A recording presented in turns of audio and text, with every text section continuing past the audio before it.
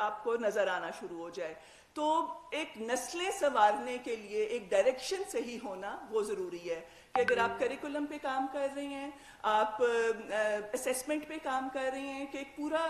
جو بار بار میں بات کرتی ہوں کہ ایک ایکو سسٹم پورا ڈیولپ کرنے کی ضرورت ہے. تو اس کے ساتھ ساتھ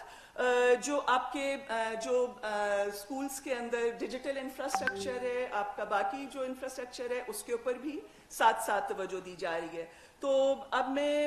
آپ کے لیے جو منسٹری میں پچھلے 1-1.5-2 سال کے اندر جو کہ انیشیٹوز لیے گئے ہیں, میں اس کے اوپر ضرور آپ سے بات کروں گی. ایک تو یہ کہ ہماری منسٹری شروع سے ہی ان ابتدائی منسٹریز میں شامل تھی جو کہ ای آفس پہ کنورٹ ہوئی, اور تمام سرکاری فائلیں, نوٹنگ, ان کی منظوری, تمام خط و کتابت وہ ڈیجیٹل طور پہ کی جاتی ہے, اور ہر فیصلے کے ساتھ اس کی مکمل ڈیجیٹل آڈٹ ٹریل بھی موجود ہوتی ہے, جس میں ٹائم سٹیمپ اور منظوری دینے والے جتنے افسران ہوتے ہیں ان کا سب کا ریکارڈ شامل ہوتا ہے. اس سے یہ کہ اس طرح سے اس کا امپیکٹ یہ آیا ہے کہ مکمل طور پر جو فیصلے ہیں وہ وقت کے پابند, وہ ان کو ٹریک کیا جا سکتا ہے, اور وہ آڈیٹیبل ہوتے ہیں, اور اس سے ایک جو ادارہ جاتی جواب دہی ہے اس کا ایک سسٹم مضبوط ہوتا ہے. اس کے بعد جو ای پیڈز ہیں وہ ایک انتہائی, میں سمجھتی ہوں کہ منسٹری نے اور اس کے ساتھ ساتھ پرائم منسٹر آف پاکستان کی ہدایت پہ تمام منسٹریز میں, لیکن ایجوکیشن منسٹری خاص طور پہ جتنے ایک پیپرا ایک فورم ہے, اور اس کے بعد ای پیڈز جو ہے اس کے تحت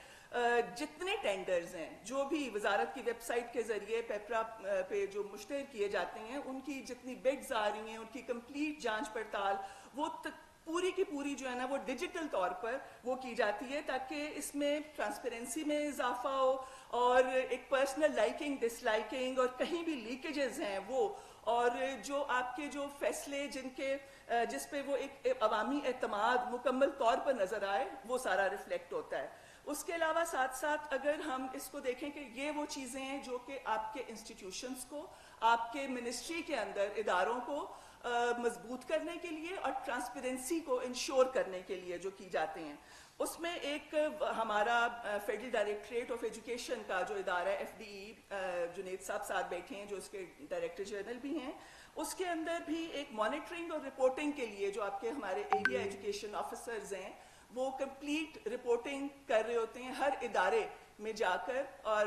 ڈفرینٹ سیکٹرز میں اس کو 6 سیکٹرز میں ڈیوائڈ کیا گیا ہے, اور وہ تمام ایریا ایجوکیشن آفیسرز اس ڈیجیٹل پورٹل کے ذریعے اس کے تمام